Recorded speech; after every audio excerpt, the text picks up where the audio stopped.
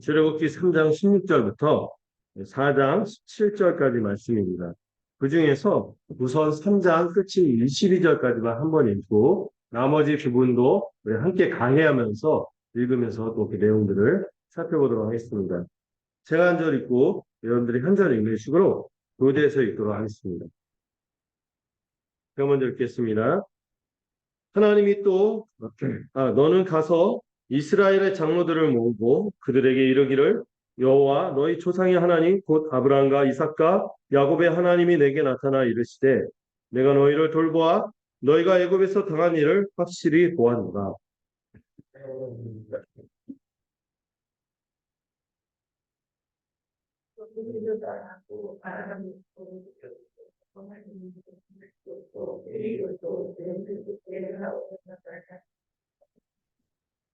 그들이 내 말을 들으리니 너는 그들의 장로들과 함께 애굽 왕에게 이르기를 히브리 사람의 하나님 여호와께서 우리에게 임하셨은즉 우리가 우리 하나님 여호와께 제사를 드리려 하오니 사흘 길쯤 광야로 가도록 허락하소서 하라.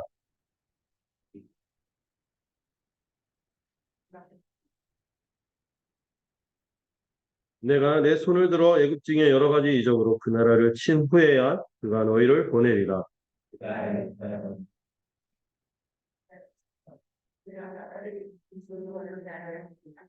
여인들은 모두 그 이웃사람과 및 자기 집에 거류하는 여인에게 은폐물과 금폐물과 의복을 구하여 너희의 자녀를 꾸미라. 너희는 애국 사람들의 물품을 취하리라.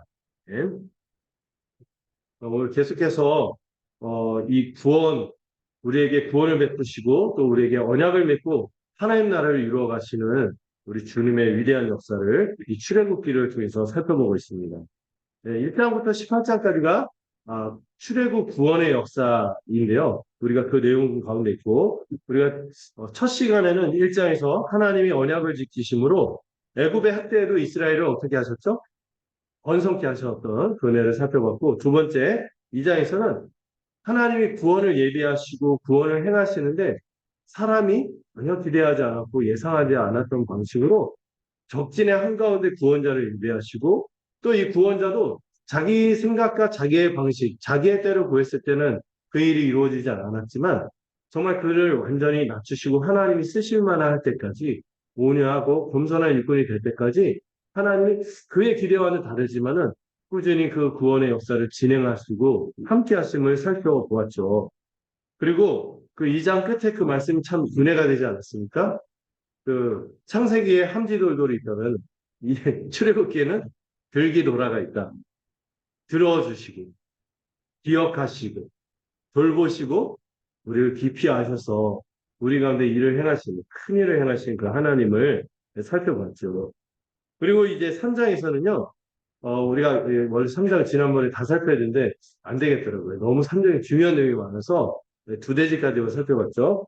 하나님은 먼저 우리를 부르십니다. 모세를 부르시듯이 우리를 부르시는 분이시며 자신이 누구인지도 계시하시는 분임을 살펴봐요.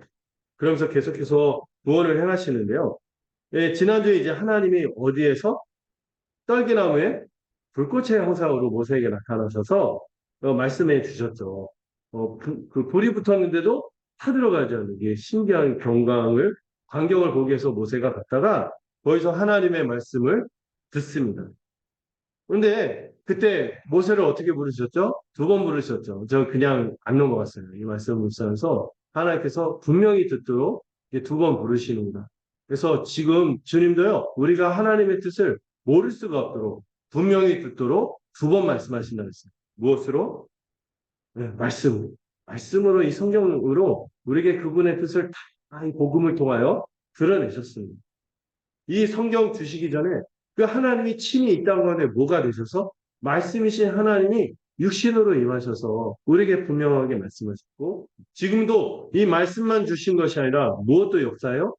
하나님의 영이신 성령님이 이 그리스도의 빛을 보도록 그 구원의 빛을 보도록 지금도 역사하시고 말씀하십니다.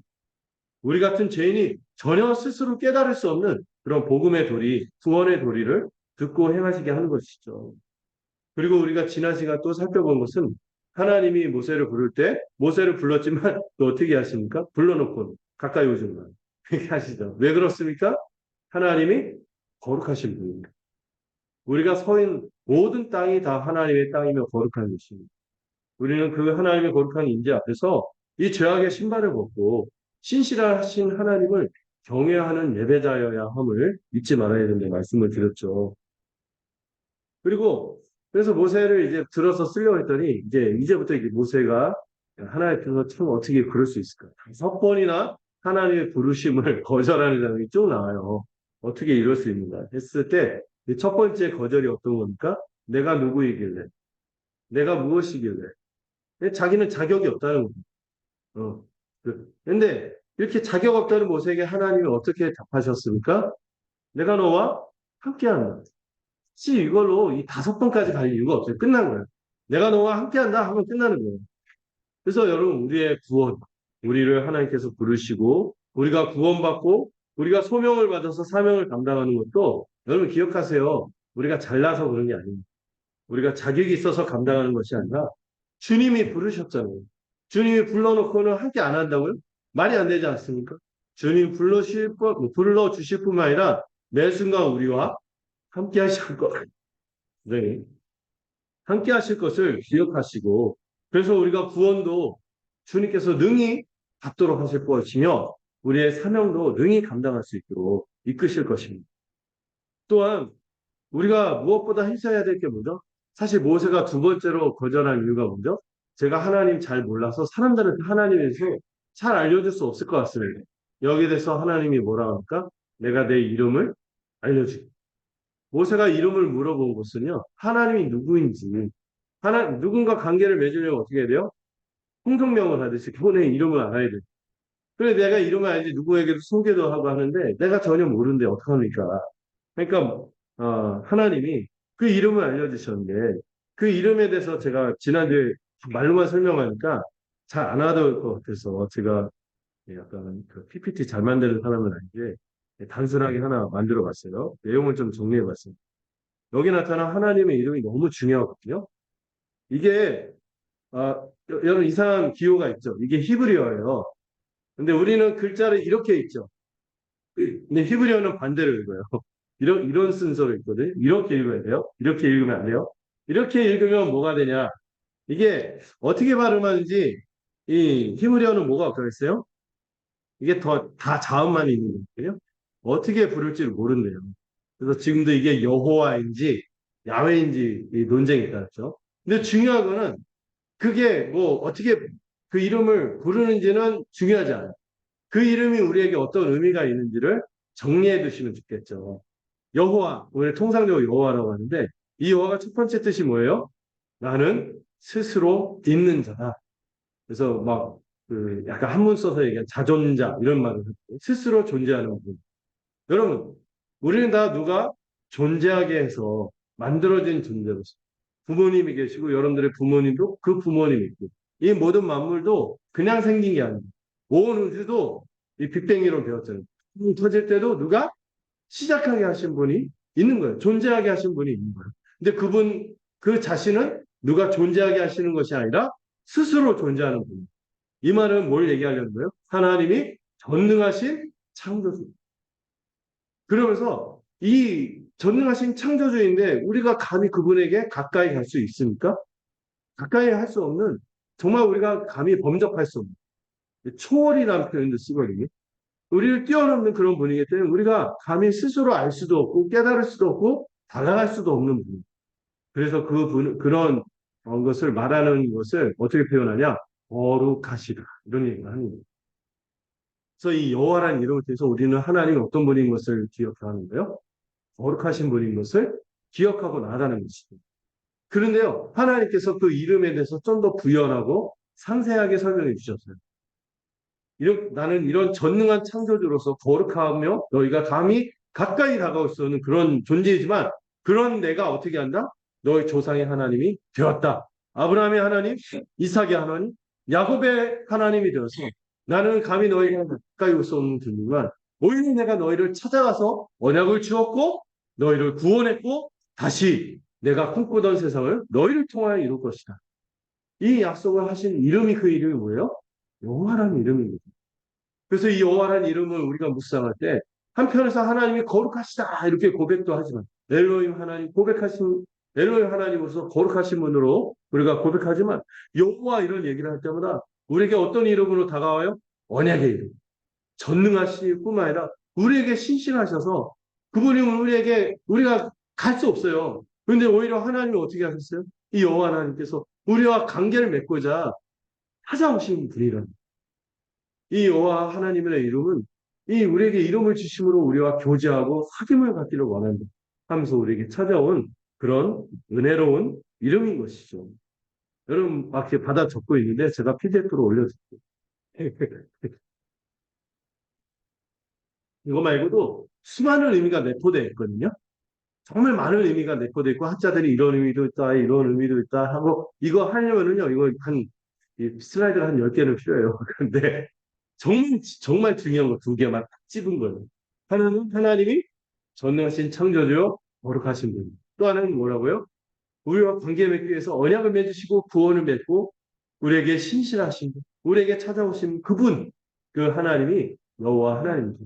그래서 여러분 아브라함의 하나님, 이삭의 하나님, 야곱의 하나님 이렇게 고백할 때 여러분 우리 마음 뜨거운 그들의 인생 가운데 뜨겁게 만나주시고 정말 뜨겁게 그들을 사랑하고 돌보신 그 하나님이 또한 누구의 하나님이라고 고백하는 거예요? 우리의 하나님이 되어주시는 것도 기대하면서 소망하게 하는 이름이 여호와인 것이죠.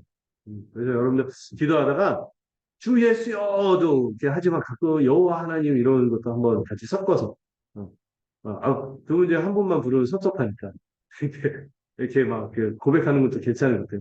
또 성령님도 따로 한 번 또 고백하기도 좋겠죠. 물론 성령님 수줍어하셔서 예수님만 드러내시지만 성령여 저에게 막 은혜를 충만하게 해주세요. 막 이런 기도도 할 수 있는 것입니다. 근데 그 하나님이 이게 세 분이 한 분인 것을 통해서도 함께 언약의 하나님이고 관계 맺고 우리와 사귐을 갖는 걸 기뻐하시는 하나님이구나 하는 것을 알 수 있죠. 요즘 우리가 성도의 교제를 배워서인지 이 호칭이 더 새삼 더 다가오는 것 같습니다. 우리는요, 이 여호와 하나님의 언약을 이루기 위해 오신 누구의 이름도 아닙니까? 이 땅에 오셔서 육신으로 오시고 그 말씀을 실현하시고 성취하신 그분이 누구십니까? 예수 그리스도의 이름도 우리가 또한 아는 것입니다. 우리가 그 이름을 통해서 힘을 얻고 구원을 얻고 영원한 생명을 향해 달려가는 것이니까요. 자, 이런 내용을 우리가 좀 살펴봤고요. 이제 복습 끝. 한 장으로 하니까 복습이 빨리 끝나네. 자, 오늘 이제 16절부터 22절은요. 하나님께서 자신의 거룩하심을 부르실 때 모세를 부르시며 모세에게 거룩한 분이심을 나타내시고 자기 이름을 나타내셨잖아요. 그것에 이어서 모세에게 이제 구체적으로 하나님께서 이 구원 계획을 어떻게 펼쳐가실지를 그 언약하신 대로 어떻게 행하실지를 구체적으로 그 마스터 플랜을 알려주는 본문이 오늘 읽은 16절부터 22절까지의 말씀입니다. 먼저 하나님이요. 제일 먼저 뭘 하라고 말씀하냐면은 모세에게 이스라엘 장로들을 찾아가서 그들에게 무엇을 말할지를 할 말이 무엇인지를 알려주세요. 참 이게 모세가 그냥 불러놓고 네가 알아서 해라 이런 분이 아니죠. 이 구체적인 이 지침, 이 매뉴얼, 마스터 플랜까지 친절하게 주세요. 먼저 이스라엘 장로들을 모으고 어떻게 합니까? 여호와 하나님, 그들은 그 하나님 이름을 처음 들었겠죠. 이 여호와 하나님을 아브라함과 이삭과 야곱의 그 하나님, 그들의 조상의 하나님이 이 자신 모세에게 나타나서 그들을 돌보고 애굽에서 당한 그들의 학자와 그 고통을 치료보고 그들을 이제 거기서 끄집어내서 애굽의 고난에서 인도해내서 어디로? 멋있는 표현입니다. 적과 끓이 흐르는 가나안 땅. 앞에서 그 표현을 썼었죠. 적과 끓이 흐르는 밀크 앤 허니. 멋있는 그 표현입니다. 그 땅에서 정말 하나님과 밀월 관계를 즐기는 하나님의 뜻하신 바대로 안식을 누리면서 살 수 있는 그 가나안 땅으로 올라가서 거기서 여러분 그 땅이 사실 우리 대한민국보다 이스라엘의 환경이 옛날에 좋았을까요? 그렇게 좋아 보이지는 않지만 여러분 어디 곳에 있든지 그 땅의 백성들이 하나님과 어떻게 관계를 맺고 그들이 서로 어떻게 돌보면서 살아가는지에 따라서 오포가 되는 거예요. 적과 꿀이 흐르는 땅이 되는 그들이 하나님의 뜻대로 산다. 정말 하나님께서 꿈꾸신 기대하신 에덴과 같은 그 나라를 세우도록 이렇게 불러주셨다는 것을 말하라고 말씀하십니다. 그러면은요, 장로들이요, 갑자기 꾸준히 이스라엘에서 본토에서 자란 것도 아니고 잘 알지도 못하고 왕궁 들어갔다 이렇게 나왔는데 그날 배경도 잘 모르고 그래서 40년간 광야에서 할아버지가 돼갖고 왔는데 이런 얘기를 하면은 받아들일까요? 그런데 놀랍게도 그렇게만 얘기하면 어떻게 할 거다? 장로들이 순종할 거다. 이렇게 얘기를 해주십니다. 그리고 또 그 이스라엘 백성들이 허락한 이 구체적인 땅의 목록도 다시 한번 하나하나 가나안, 여부스 뭐 이런 뭐 헷족속 이런 족속들의 땅의 이름도 하나하나 구체적으로 알려주시죠. 그리고 여러분들 이 하나님께서 모세에게 이렇게 내가 하라는 대로 해라 하고 알려주신 대로 모세가 순종했을 때 나중에 이스라엘 장로들이요 여기 본문을 쭉 보시면은 이 모세오경 제가 쭉 살펴봤어요. 그 장로들에 관한 말씀을 쭉 살펴봤는데 이 장로들이요 처음부터 모세에게 순종하고 모세를 지지하고요. 시작부터 끝까지 시종일관 모세의 곁에서 함께합니다. 이 장로들이 어떤 사람이냐면은 이스라엘 가운데서 그 선대 조상의 이야기를 대대로 이제 부전으로 알려주던 사람들이죠. 나이가 많고 원로들이죠. 이분들이 때로 무시도 당하지만 그러나 이 지혜도 알려주고 그동안 하나님 역사 속에서 어떻게 하셨는지를 알려준 귀한 분들인데 이분들이요. 이 모세를 신뢰하고 그의 편에 서서 끝까지 함께합니다. 예. 이거 참 나중에 보면 이 장로들이 막 수많은 그 백성들 그 반란을 일으키고 막 난리를 일으키고 할 때마다 항상 모세 편에 서요. 뭐. 예, 그래도 그 결정적으로 그 사건이 있었지만 가데스 그 여호수아 바네 그 사건 빼고는 웬만한 장로들이 그 모세와 함께합니다. 근데 모세가 모세에게 왜 장로들이 순종할 거란 얘기를 하죠? 모세한테는 트라우마가 있다. 한번 그 민족의 구원을 위해서 나섰다가 누가 너를 통치자로 삼았고 재판관으로 삼았냐 이런 반발을 당했잖아요. 이것 때문에 이 모세의 이 마음 깊이 이 염려하는 것을 아시고 모세에게 이제 든든한 지원자로서 장로들을 준비하시고 그들에게 순종하는 마음을 주시는 그 은혜가 있는 것이죠. 자, 그리고 하나님은 이제 그 두 번째로 모세에게 뭘 알려주냐면 이제 애굽왕 바로를 찾아가서 무엇인가 그 자기 백성을 그 땅에서 떠나게 해달라고 부탁을 하면은 그 사람이 안 듣고 그러면은 그것을 기회로 그의 나라를 어떻게 할 거다? 치실 것이라는 계획을 알려주십니다.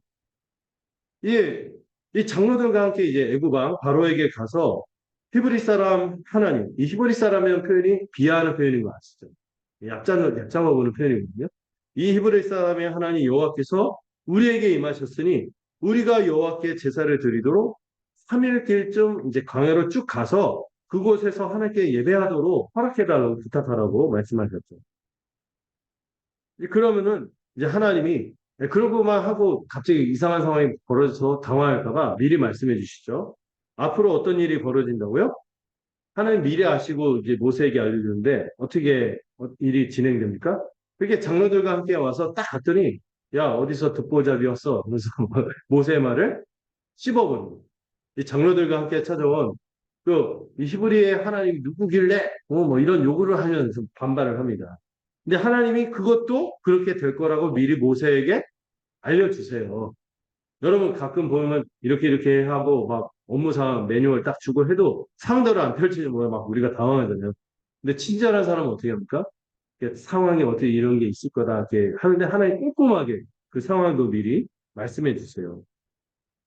하나님이요, 이 강한 손으로, 이 손은 보통 능력을 뜻하죠. 이 강한 능력으로 치기 전에는 애굽 왕이 어떻게 나온다고요? 완악해져 갖고 이스라엘 자손이 가도록 허락하지 않을 것이라고 예견하십니다.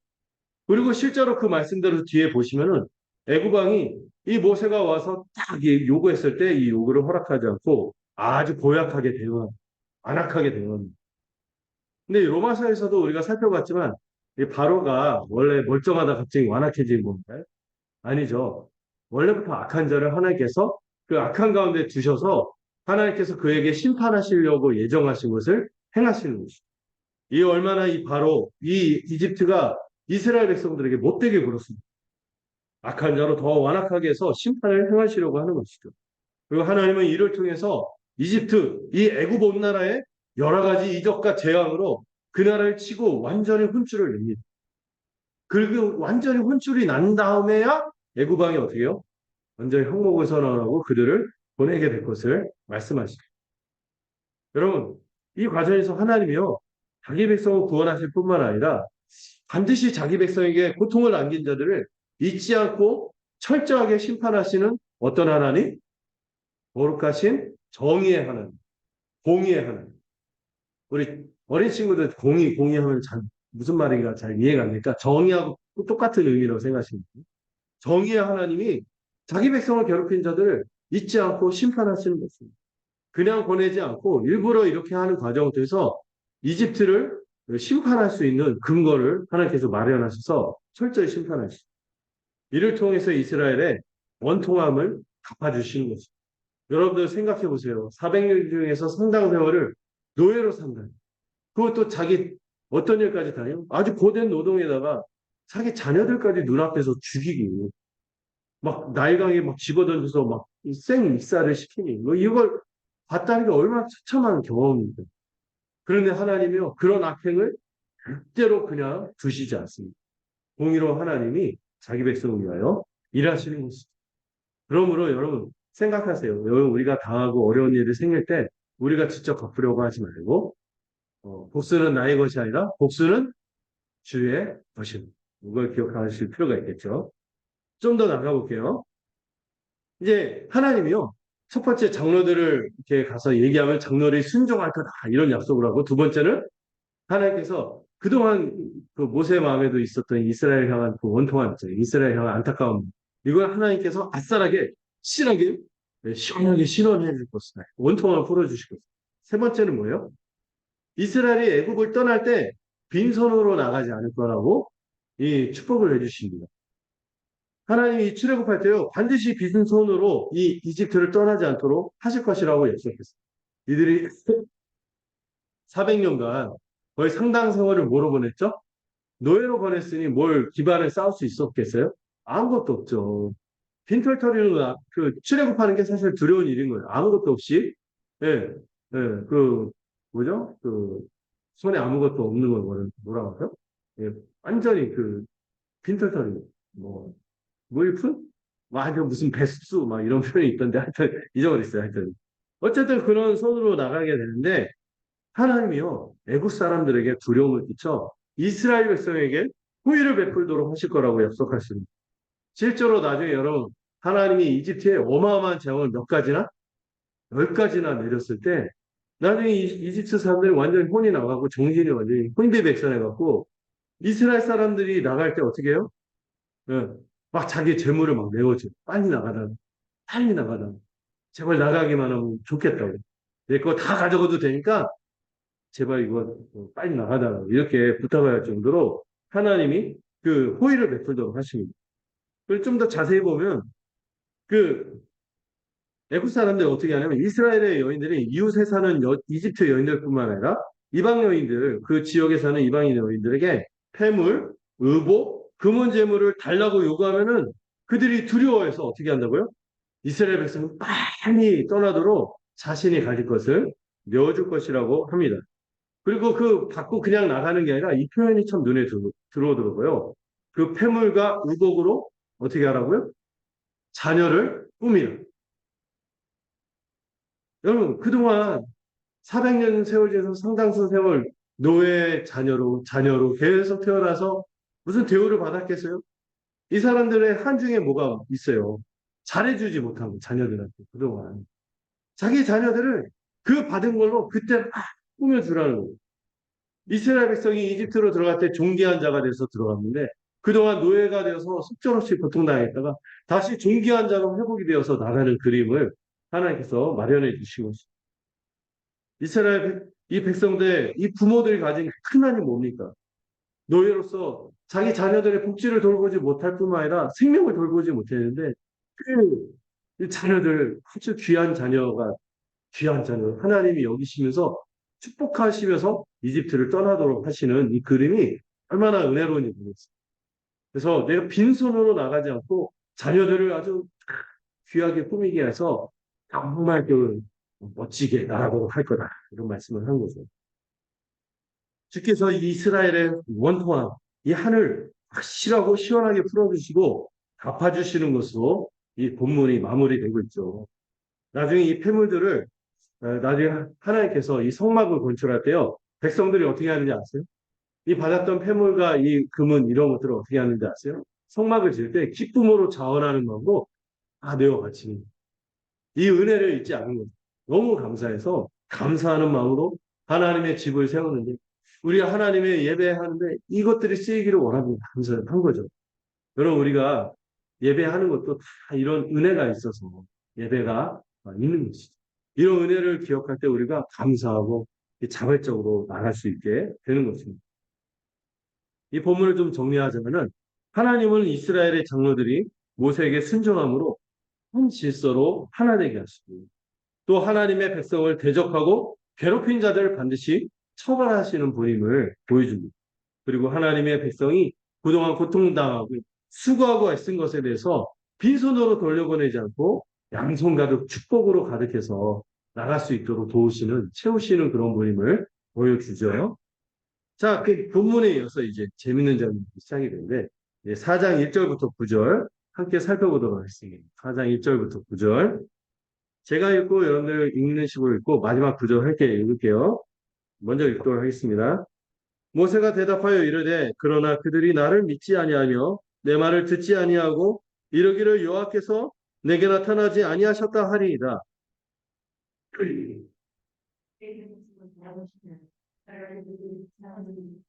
여호와께서 이르시되 그것을 땅에 던지라 하시매 그 땅에 던지니 그것이 뱀이 된지라. 모세가 뱀 앞에서 피하니.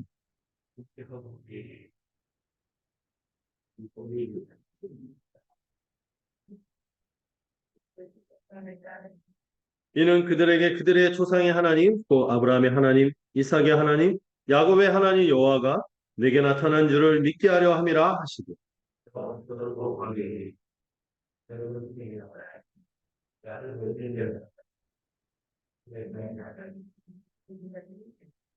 이르시되 내 손을 다시 품에 넣으라 하시매 그가 다시 손을 품에 넣었다가 내어 보니 그의 손이 본래의 살로 되돌아왔더라.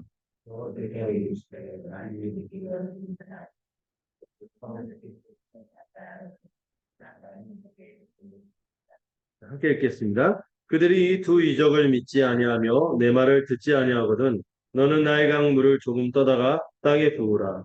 내가 떠온 나일 강물이 땅에서 비가 되리라. 네. 여기서부터 이제 모세가 세 번째로 이제 하나님의 부르심을 거절하는 장면이 나옵니다.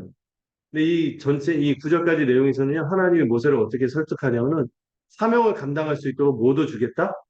내가 능력도 주겠다. 이렇게 하면서 모세를 설득하는 장면이 나오고 이 여러분 한번 그 돌아볼까요? 첫 번째 거절이 뭐였죠? 내가 누구길래 이 사명을 감당하겠냐고 하자 하나님 뭐라고 답하셨어요? 내가 너와 함께 할 것이다. 두 번째, 저 하나님 잘 모르는데요. 사람들한테 잘 얘기할 수 없을 것 같아요. 그러니까 내가 친절하게 하나님께서 그 거룩하신 이름을 계시해 주셨어요. 알려주셨어요. 그 하나님 자신이 어떤 분인지를 친절하게 알려주셨어요. 음. 여러분, 우리도요, 사실 이 첫 번째 답으로 다 충분한 겁니다. 하나님 우리와 함께 하심. 이렇게 고백하는 걸로 우리 인생이 다 해결되는 거 아니겠습니까? 또, 우리가 더 하나님의 이름을 더 알아가는 거죠. 하나님은 자신의 이름이 여호와라서 스스로 존재하는 분, 전능하신 창조자요. 우리가 원래는 감히 함께할 수 없는 거룩하신 분이지만 또한 그 하나님이 여호와로서 자기 이름을 알려주시고 언약을 맺고 우리에게 신실하게 지키시고 우리와 사귐을 갖고자 하는 분임을 알려주셨죠. 이 정도 됐으면 끝나야 되는 거 아니에요? 두 번 말했으면 됐지. 세 번 말하기 여러분 부모로서도 두 번 말하면 끝나야 되는데 세 번까지도 안 들으면 어떻게 됩니까? 내가 매를 들어야 되는데 하나님 참으십니다. 이 세 번째 거절을 하는데요. 어떤 거절이요? 모세는 이스라엘 장로들이 내가 말해봐야 나를 안 믿을 거다 하고 거절하고 있어요. 이 모세의 상황을 보면 굉장히 자존감이 낮아져 있다는 것을 알 수 있습니다. 40년의 세월이 이 모세를 완전히 꺾어놨어요. 예, 참 어떻게 보면은 아주 그 믿음이 바닥을 치는 상황이 자기 상황에 아예 진을 모세가 지금 어떤 처지예요? 40년 동안 처가살이하는데 자기 기반도 없고 남의 양떼를 치고 자기 장인어른 영감 양떼나 치고 있는 그런 시대잖아. 40년. 아, 오죽하면 아들 이름을 그렇게 비관적으로 쓰어요. 예를 들어 내가 이방 땅에서 나그네가 됐다. 막 이런 상황인 거죠. 이 그의 상태는요 좋아 보이지 않아요. 그 영적 상태나 하나님을 대하는 태도나 완전히 바닥이에요. 참 모세하면 우리가 대단한 사람 같잖아요. 근데 모세가 부름받았을 때 보면은 이런 사람이었습니다. 음. 자, 이 이스라엘 장로들에게 자신이 가도 그들이 믿거나 듣도록 할 자신이 없다고 말하고 있어요. 여기서 이 세 번째 거절에서는 그들이 나를 믿지 않을 것입니다. 이 믿음에 대한 단어가 굉장히 많거든요. 자기가 믿음직스럽지 않아서 그들이 나를 볼 때 믿지 않을 거라고 얘기하는 거예요. 자신이 그들에게 뭐를 알려준다 해도 여호와의 이름을 알려준다고 해도 그들이 그 여호와께서 모세에게 나타나진 않았을 거다 하면서 반박할 거라고 하는 거죠. 자기에게는 사람들을 설득할 능력이 없다는 거예요. 믿도록 할 그런 능력이 없는 거죠. 자기가 사람들이 믿도록 할 자신도 없고 그 자신도 스스로 생각하기에 믿었지 않기 때문에 이런 호소를 하는 것이 이런 호소를 하는 것이죠. 근데 하나님은요. 이 믿음이 없어서 염려로 가득 찬 모세의 말을 듣고도 저는 좀 짜증을 낼 것 같은데 진지하게 이를 받아들이시고 응답하시면서 이 놀라운 장면이 이어지는데요. 이 여호와께서 무엇과 무엇을 통해서 모세의 그동안 양치기 하면서 그냥 갖고 다녔던 이 지팡이와 그의 손을 통하여 권능을 나타내 주십니다. 모세가 내 손에 있는 것이 무엇이냐? 그동안 모세가 들고 왔던 거죠. 뭐 그냥 길 다니면서 썼던 거죠. 양떼를 치면서 이렇게 썼던 건데 그가 친숙하고 그동안 갖고 있었던 그의 것을 가지고 이 눈으로 보이는 첫 번째 권능과 표적을 보여주십니다. 여러분 이 지팡이는 어떻게 사용하면은 이 목자가 양떼를 인도하거나 그 양떼를 그 짐승이나 이런 것들을 보호하기 위해서 이제 이렇게 사용하고 어떤 통제와 힘을 상징하는 수단이었어요. 근데 하나님께서 그 지팡이를 보라고 하더니 이 지팡이 무엇이냐고 주목하게 되더니 이 지팡이를 땅에 던지라고 했어요. 던졌더니 세상에 지팡이가 곧바로 뭐가 됐어요? 뱀이 됩니다. 이를 보고 재밌는 장면이 모세가 기겁하고 도망가. 그래서 피했다 이렇게 표현이 나오는데 원문에 보면 도망쳤다. 이게 뭐야 하면서 이제 움찔해갖고 도망친 거죠. 그러자 하나님께서 이해 안 될 명령을 하시는데 모세에게 손을 내밀어 뱀의 꼬리를 잡으라고 하시는 거예요. 여러분 땅콩 출신은 없지만 여러분 상식에 혹여나 절대 만지기도 싫지만 혹여 뱀을 통제하고 내가 안전하게 잡으려면 어디를 잡아야 돼? 머리를 탁 쥐어야죠. 왜?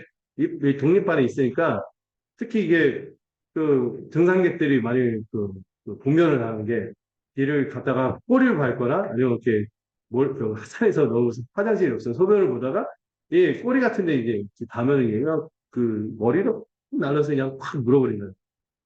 이 독립발에 물리기 때문에 꼬리를 잡는 건 사실 뭐예요? 자살행위 같은 독립발이 있기 때문에. 아, 뱀이 그 몸을 쪼아리다가 이게 툭 튀어나가거든요. 그럼 아예 머리부터 잡아야지 꼬리를 잡으라는 거는 거의 죽으라는 얘기 같은 거예요. 근데 모세가 어떻게 합니까? 예, 사실 지팡이를 뱀으로 방금 바꾸신 하나님은 잡으라면 잡아야죠. 잡지 않을 이유가 없어요. 근데 사실 쫄리긴 하겠죠. 근데 원어를 보면 재미있는 게 잡으라고 했더니 잡았다 이렇게 나오는데 사실 이 표현이 좀 달라요. 하나님은 딱 이 꼬리를 딱 움켜 쥐라고 했는데 모세는 어떻게 하는지 아세요? 그 표현이 이게 살짝 낚아채는 거 있잖아요. 쫄아갖고 이게 탁 잡는 게 아니라 이게 요걸 이렇게 어떻게 이렇게 하면서 이제 쩔쩔면서 그냥 딱 잡는 그런 표현이 쓰여 있거든요. 그런 이런 쩔보인 모세의 이 설익은 믿음에도 순식간에 지팡이가 뱀이 다시 모세의 손에서 지팡이로 바뀌었습니다. 네. 들기 힘들었겠죠. 꼬리도 머리도 네. 꼬리 어쨌든 꼬리를 잡으면서 이 지팡이로 바뀐 거죠. 근데 여러분 이 지팡이처럼 뱀도요.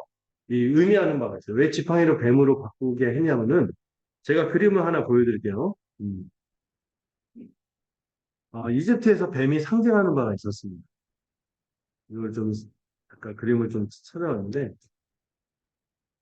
이거 보세요. 이게 누구죠? 파라오의 그 투탕카멘이라고 막 투탕카멘의 저주 이렇게 나오는 거죠. 그리고 파라오 산들을 보면 공통적으로 그 파라오의 왕관의 머리에 꽂혀 있는 게 있어요. 네, 뱀의 뱀, 코브라 뱀. 예. 이 뱀이 그 이집트의 신 중에 세트라고 해서 그 죽음의 신하면서 그 모든 그 권력을 가져오며 이 모든 이집트를 통치하도록 하는 권세를 부여하는 신이 이 뱀이에요, 뱀. 예. 근데 이 지팡이를 뱀으로 바꾼다는 건 뭐예요? 애굽에서 뱀은 바로의 권력을 상징하는데 이 모세의 지팡이에 담긴 하나님의 권능이 무엇을 압도한다? 바로의 권능을 압도하는 것이며 바로의 권능도 누구로부터 온 거다? 하나님으로부터 온다는 것을 생생하게 보여주는 그림인 거죠. 하나님은요, 이 대제국의 절대군주 바로를 세우기도 하시고 어떻게도 하시는 분이요? 꺾기도 하시는 분이에요. 이제 바로 이 모세가 상대해야 될 사람이 누구예요? 이스라엘 사람, 만만치 않은 이스라엘 사람들도 있지만은 이 바로를 앞에 대한다면요, 아득한 일이에요. 여러분 지금 바로 성경에서 너무 만만하게 나오니까 그렇지. 실제로 여러분 고대 그 역사나 이런 거 볼 때 이집트 제국은 어마어마한 제국 아닙니까? 스핑크스 피라미드 뭐 지금은 미국 될 것도 아니에요. 그런 사람하고 앞에 서야 되는데 하나님께서 이 지팡이를 뱀으로 바꾸게 한 것은 이 모세를 설득하는 그 과정이에요. 하나님의 권능, 하나님께서 모세에게 부여한 이 지도자로서 그가 가진 지팡이로서 통제하고 권능을 행할 텐데 그것이 누구의 권능을 압도할 거다? 바로의 권능을, 이 절대 군주인 바로의 권능을 압도할 거다라는 것을 보여주는 이적이 바로, 이 표적이 바로 지팡이를 뱀으로 바꾸게 한 기적인 거죠. 하나님은요, 만물의 주권자십니다. 그러니까 이 지팡이 뱀으로 바꾸는 건 일도 아니죠.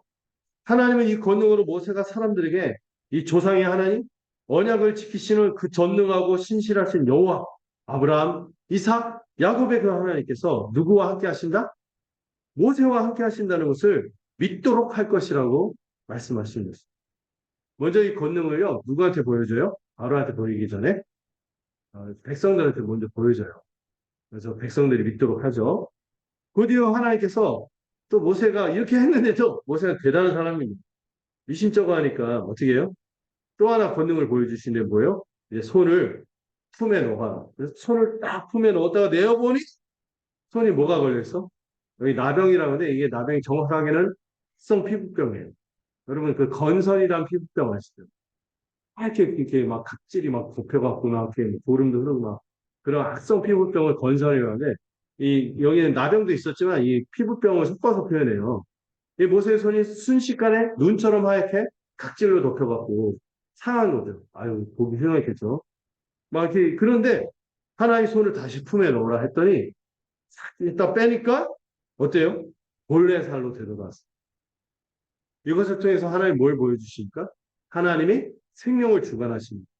생명을 주시기도 하시고 뺏기도 하시는 분인 것을 뜻하기도 하지만 근데 여러분 이 악성 피부병이 이 나병이 성경에서 의미하는 바가 있어요. 하나님은요 항상 오만한 자, 교만한 자를 꺾으실 때 그 저주의 일환으로 뭘 주십니까? 뭘 걸리게 하세요? 이 나병에 걸리게 하세요. 피부병에 걸리게 하세요. 그래서 이런 나병, 피부병으로 심판하시는 장면이 성경에 보면 좀 일관되게 나오거든요. 그래서 모세를 대적하는 바로뿐만 아니라 나들 백성들 가운데서 모세의 권위를 거스르는 자를 하나님이 어떻게 하신다는 것도 보여준 거예요. 저주하시고 심판하시겠다. 내가 네 편이 될 거야. 너의 권위를 거절하는 것은 누구의 권위를 거절하는 거야? 내 권위를 거절하는 것이기 때문에 내가 그에게 내 심판을 나타낼 거야 하는 것을 보여주는 이적이 이 손을 나병에 걸리게 한 것이죠. 여러분 나중에 그 이스라엘 역사 속에서 왕 중에서 그 우시아라는 왕인가요? 그 왕이요 교만하게 자기가 성전에 들어가서 예배드리겠다고 하다가 제사장이 하는 건데 자기가 하겠다고 했다가 뭐에 걸려요? 나병에 걸리는 장면이 나옵니다. 교만하게 하나님이 정하신 권위에 이것을 넘어갔을 때 하나님 치시는 모습이 나오죠. 근데 가까운 역사에서도 나타나요. 그렇죠. 아유, 잘하시는 성경.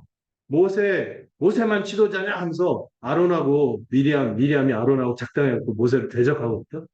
그때 모세가 어떤 약점이 있었어요. 그 약점이 별거 아닌데 크게 막 부풀려갖고 막 비방하고 막 이렇게 했을 때 하나님께서 모세의 편을 드시고 예, 그 둘을 두렵게 하고 특별히 이걸 주동했던 미리암을 뭘로 벌 주십니까?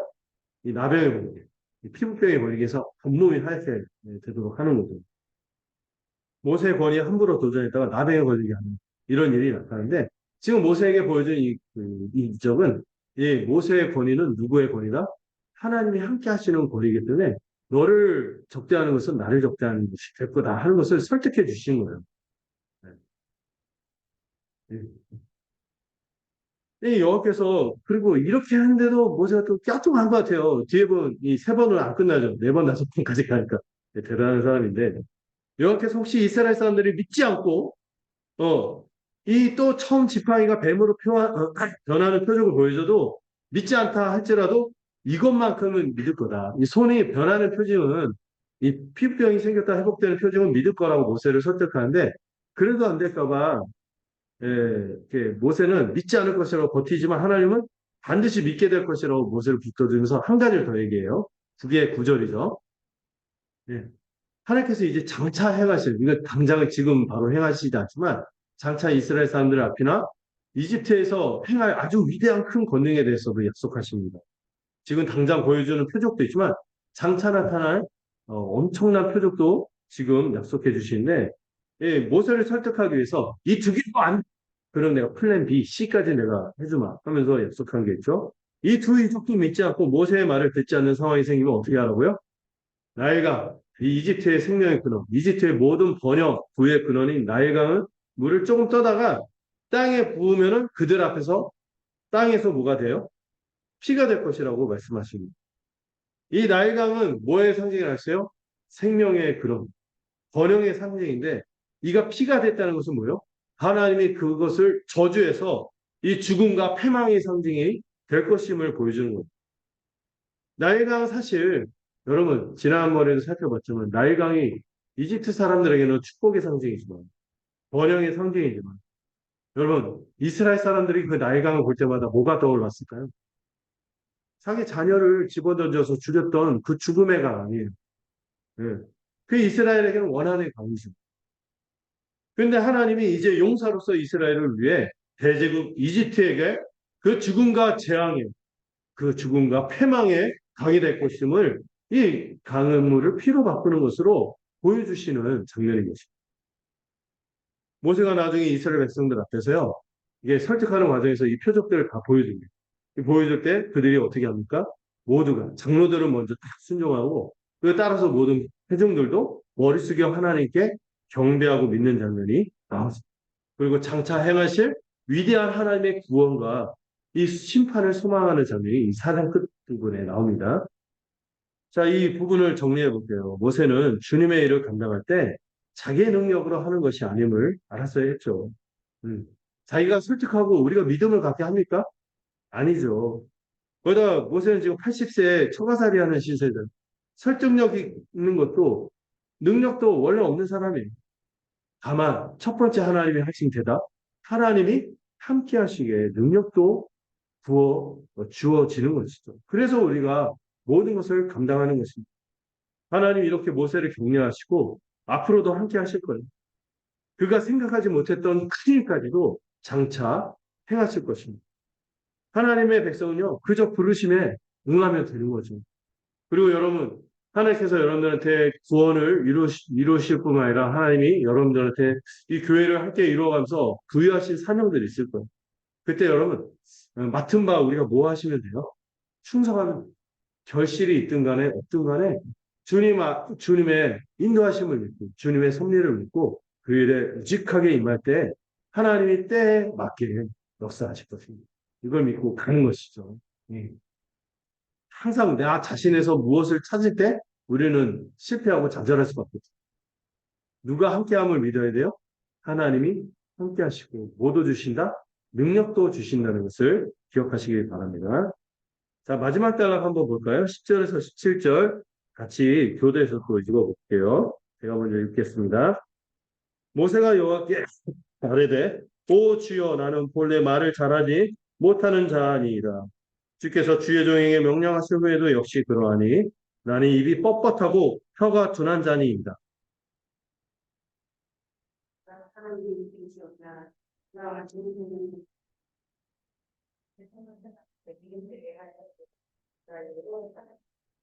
이제 가라. 내가 너희가 함께 있어서 할 말을 가르치리라.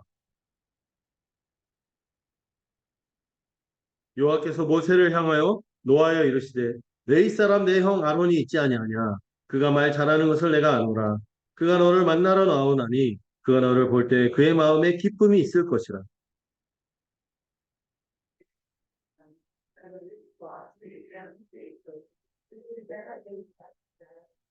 그가 너를 대신하여 백성에게 말할 것이니 그는 내 입을 대신할 것이요 너는 그에게 하나님같이 되리라.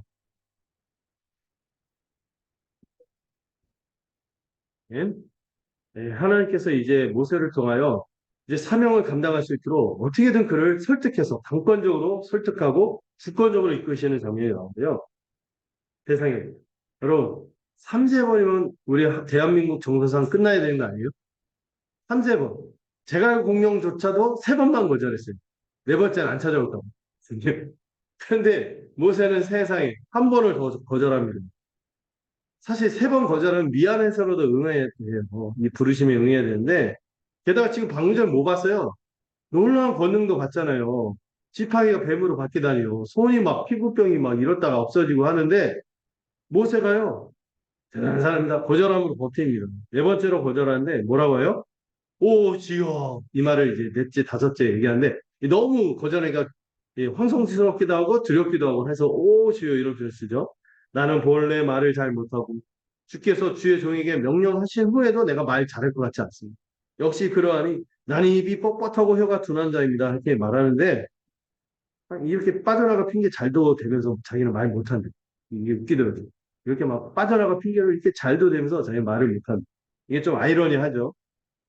어쨌든요, 이 모세는요, 이 대제국의 파라오, 이 바로와 이 바로만 대단하겠어요. 그 주변에 있는 장군들과 그 참모들과 그 엄청난 신하들을 생각하면은 이게 자신이 안 되는 거죠. 뭐 제갈공명 같은 사람들은 뭐 오나라 가서 막 왕들 앞에서 신하들 앞에서 막 이렇게 하는데 나는 그런 사람 아니다 이거죠.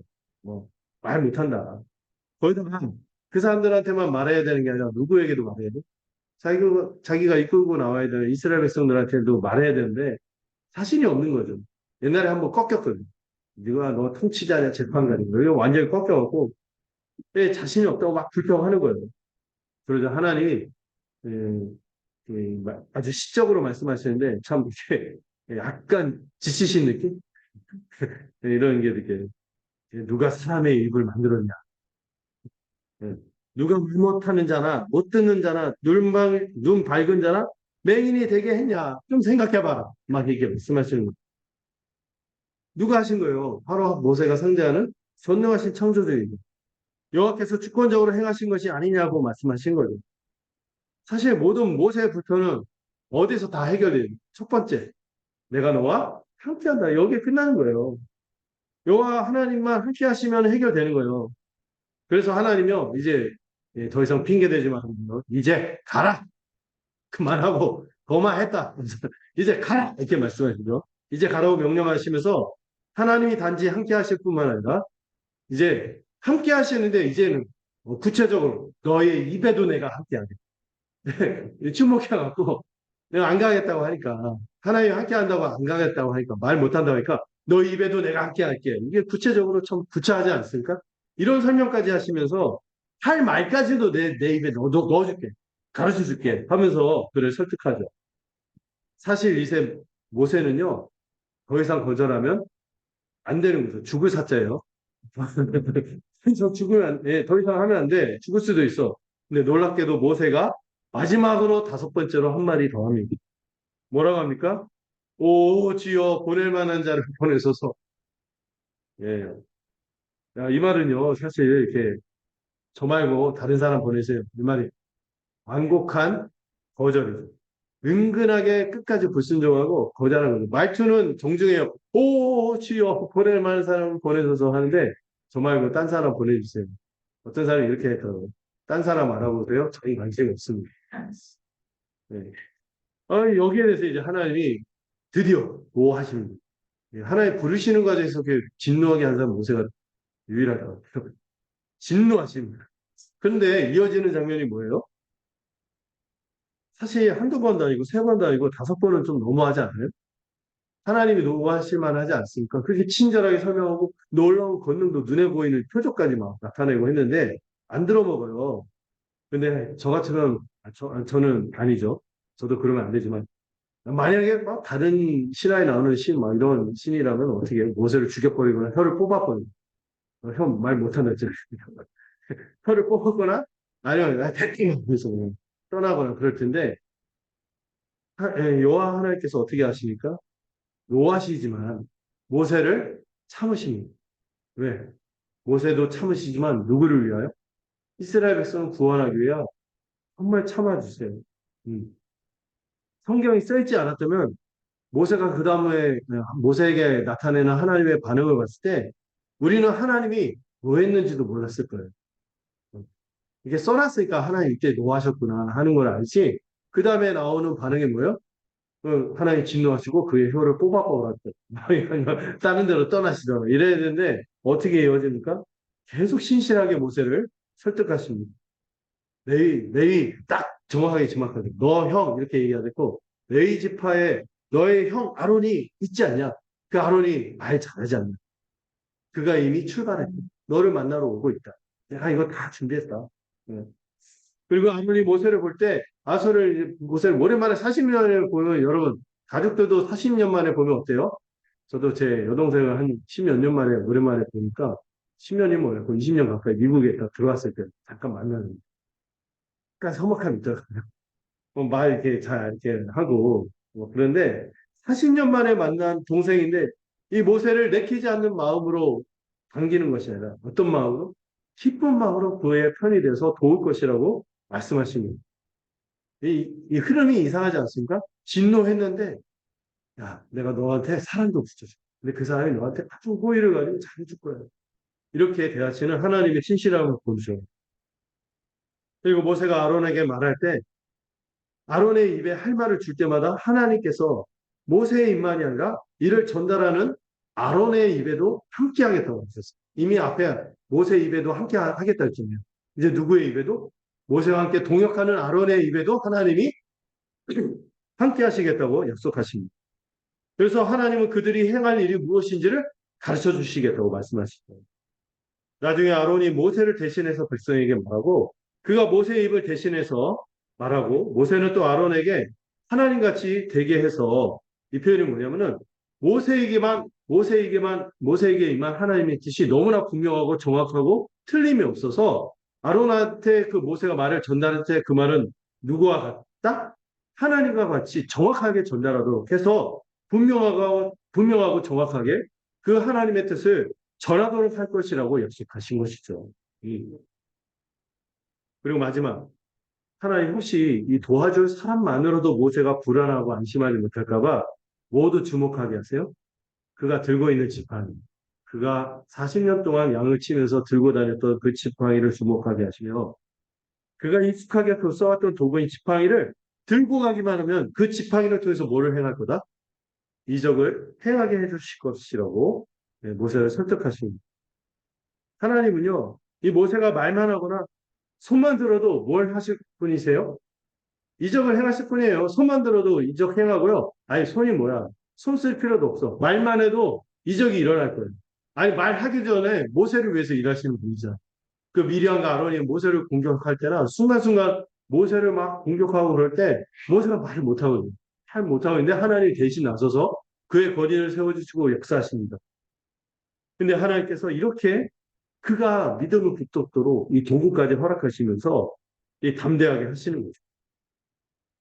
이 말씀을 정리해 볼게요. 모세는 자신이 대적을 향해서 맞설 용기도 없고 백성들을 이끌 통솔력도 없기 때문에 주의 일을 감당할 수 없다고 생각했습니다. 네, 여러분 생각해 보세요. 주님은요, 말 잘하고 능력 있는 사람을 쓰시지 않습니다. 그저 하나님을 바라보고 그분을 믿고 의지하며 순종하는 사람을 쓰시는 거죠. 그런 사람에게 주님께서 모두 주실 거예요? 능력도 주실 거예요. 능력이 이 사람에게 부족하면은 또 모두 허락하세요? 이 사람을 도울 사람도 붙여주실 거예요. 거기다가 그 모든 상황과 도구까지도 허락해 주셔서 모든 상황을 주관하시고 열매가 열매가 있도록 주권적으로 도우시고 이끄시는 분이 누구다? 우리 하나님인 것을 오늘 본문을 통해서 발견하시기 바랍니다. 말씀을 맺어볼게요. 예. 여러분, 이스라엘의 장로들이 그 모세에게 순종한 것처럼 하나님은요, 자기 백성이 무엇이 되기를 원하십니까? 하나 되어서 주의 구원의 주님의 나라를 함께 이루어가기를 원하십니다. 또 하나님은 자기 백성의 대적을 반드시 바로를 벌주겠다고 약속하신 것처럼 우리의 대적, 자기 백성을 대적하고 어렵게 하는 자들을 심판하시고 또 그 백성이 수고하고 고통을 당했던 것들을 외면하지 않고 반드시 갚아주시는 분임을 기억하시기 바랍니다. 우리도 마찬가지죠. 주님이 말씀과 성령의 은혜로 우리 교회로 하나 되게 하십니다. 우리는 말씀을 맡은 자로서 온전히 복음의 진리를 드러내고 주의 뜻을 나타낼 때 모든 지체들이 한마음 한뜻으로 같이 서도록 누가 역사하세요? 하나님이 하실 거예요. 다만 우리는 뭐 하면 된다고요? 그 하나됨을 힘써 지키면 되는 것입니다. 주님은 또 교회를 해야 하는 사단의 모든 계략을 무너뜨리실 거예요. 여러분 교회로 우리가 살다 보면은 위기가 느껴질 때가 있고 우리 공동체가 괜찮을까? 이럴 때마다 여러분 걱정하지 마세요. 누가 보호하세요? 하나님이 불꽃 같은 눈으로 지켜주시고 능력의 손으로 그 대적들을 치십니다. 모든 계략을 무너뜨리시고 또 여러분 우리가 주를 위해서 수고하는 것이 여러분 울며 씨를 뿌리는 자는 어떻게 한다 그랬어요? 기쁨으로 단을 거둔다. 우리가 주를 위해서 수고한 모든 것이 어쩔 때는 막 속절없고 소모되는 것 같고 의미하고 막 허무한 것 같고 그런데 여러분 하나님 이 모든 수고에 은혜를 베푸시고 갚으시는 분임을 기억하시길 바랍니다. 이스라엘 사람들이 이집트를 떠날 때 무엇으로 떠나지 않았어요? 빈손으로 떠나지 않고 그의 자녀들을 아름답게 꾸미고 떠났던 것처럼 우리 주님께서 그렇게 신실하게 역사하실 거예요. 이걸 믿고 우리가 올 한 해도 잘 마무리하고 내년 한 해도 새해도 우리 같이 힘을 내서 우리 주님의 교회 이 공동체를 기회하기 위해서 달려갈 수 있으면 좋겠습니다. 또 하나 우리가 또 각자 우리가 주님의 일을 감당할 때 기억하실 것이 있죠. 모세는 자기가 능력이 없어서 안 된다고 생각했잖아요. 근데 여러분 우리는 어차피 우리 능력으로 주회를 감당하는 것이 아니라 하나님이 함께 하시고 능력을 주시기에 감당하는 자들입니다. 여러분 이미 하나님이요 모세에게 보인 능력보다 더 큰 권능을 우리 하나님께서 우리에게 나타내셨습니다. 그 권능이 뭡니까? 우리 주 예수 그리스도를 이 땅 가운데 보내주셨고요. 십자가로 말미암아 우리의 모든 죄 이걸 사하시고 우리를 의롭게 하셨습니다. 우리 같은 절망적이고 무능하고 부패한 죄인을 돌이켜서 믿음을 갖도록 거듭나게 하셨어요. 이 십자가의 권능이 우리 가운데 있고 이 부활의 권능이 우리 가운데 있어서 우리가 이렇게 하나님 나라 백성으로 살아가는 게 가장 큰 권능 아닙니까? 이 권능을 믿고 우리가 이것을 믿고 거듭난 자로서 주님이 우리를 늘 격려하고 함께 하신다는 것을 기억하며 우리가 신자로서의 우리 삶을 살아가기를 바랍니다. 그리고 우리가 기대할 것은요. 우리 주님께서 우리의 생각을 뛰어넘는 큰 일도 장차 행하실 거예요. 다만 우리는 뭐 하면 돼요? 맡은 바 그 일에 충성하면 되는 것입니다. 칭찬은 우리 주님께로부터 오시겠죠. 능력도 주님에게 올 것이며 또한 모세는 걱정하죠. 미래에 일어날 것에 대해서 미리 걱정하고 나는 안 돼요. 나는 안 돼요. 이런데 하나님은 그렇지 않죠. 하나님은 어떤 분이세요? 전능하신 분이시죠. 모세를 부르실 때 모세는 자기의 상황과 자신에게 실망하여 바닥을 쳤지만 또 우리마저도 그럴 때가 있습니다. 우리의 상황과 우리 자신을 볼 때 실망될 때가 많아요. 바닥을 칠 때가 있어요. 정말 우리 심령이 바닥을 칠 때가 있죠. 그때 여러분 기억하십시오. 모세를 부르신 하나님이 누구도 부르신다? 우리 각 사람도 부르신다는 것을 기억하십시오. 주님은요, 말 잘하고 능력 있고 또 성품 괜찮고 원래부터 괜찮은 사람 이런 사람 부르신 게 아니죠. 주님이 뭐라고 하셨어요? 나는 의인을 부르러 온 게 아니라 죄인을 부르러 왔다. 우리가 이렇게 부족하지만 하나님께서 부르셔서 온전케 하신다는 것을 기억하시기 바랍니다. 그저 우리는요 하나님의 은혜와 능력을 믿고 그냥 주님으로부터 오는 은혜를 힘입어 살아가는 사람들, 이것을 의지하고 순종할 때 하나님께서 그 열매가 어떻든 상관없어요. 그 하나님을 의지하고 순종하는 자들을 하나님이 기뻐 받으시고 그를 사용하시는 거죠. 무엇보다 여러분 하나님의 권능, 가장 큰 권능은 우리 가운데 있죠. 죽은 자를 살리시는 이 부활의 권능. 십자가를 통해 우리를 정결케 하고 새롭게 할 뿐만 아니라 이 부활의 권능으로 우리를 살려주시는 그 십자가의 권능과 부활의 권능을 믿고 살아가십시오. 그래서 우리가 이미 거듭난 자가 됐고 신자가 되었는데 우리가 더 이상 무엇을 걱정할 것이 있겠습니까? 주님께서 우리의 모든 상황을 어떻게 하실 거예요? 주관하시고 뭐도 붙여주실 거예요? 우리가 외로울 때 사람도 붙여주시고 우리가 두려움에 빠져서 어떤 상황을 못 이길 것 같을 때 그때마다 기회를 주시고 길을 열어주시고 여러 도구들도 상황들도 허락해 주셔서 결국에 우리가 열매를 맺도록 우리 주께서 도우실 것을 기억하고 힘있게 나아가는 우리 모두가 되기를 소망합니다. 네, 기도하겠습니다. 하나님 아버지, 오늘 모세를 부르신 하나님께서 우리의 하나님인 것을 고백합니다. 우리 하나님께서는 자기 백성이 하나 되어서 나가는 것을 기뻐하시는 자기 백성의 원수를 갚아주시고 자기 백성이 수고한 것들을 은혜로 갚아주시는 분임을 오늘 말씀을 통해서 살펴봤습니다. 이 언약의 하나님을 바라볼 때 이 일이 우리의 삶 가운데 장차 나타날 것을 우리가 기억합니다. 또 주님이 우리 각 사람을 부르실 때 우리가 능력 있어서 부르신 것이 아닙니다. 우리를 부르셔서 능력도 주시며 은혜 베풀어 주시는 분임을 깨닫게 하여 주시옵소서. 또한 우리가 이미 십자가와 부활의 큰 권능을 경험한 대로 이 자리에 서 있음을 기억하게 하시고 우리의 상황과 우리 자신의 여건들을 돌아보며 실망하는 자들이 되지 않게 하시고 주님이 행하실 일들을 바라보며 늘 주님이 우리를 통하여 열매 맺으실 것을 바라보며 맡은 바 일에 충성하며 그저 주어진 일들 주님께서 귀하게 사용하실 줄을 믿고 충성하며 순종하는 우리가 되도록 이끌어 주시옵소서. 모든 것을 주님께 의탁하고 예수 그리스도의 이름으로 기도드렸습니다. 아멘. 우리 찬송가 323장 이렇게 찬양하도록 하겠습니다.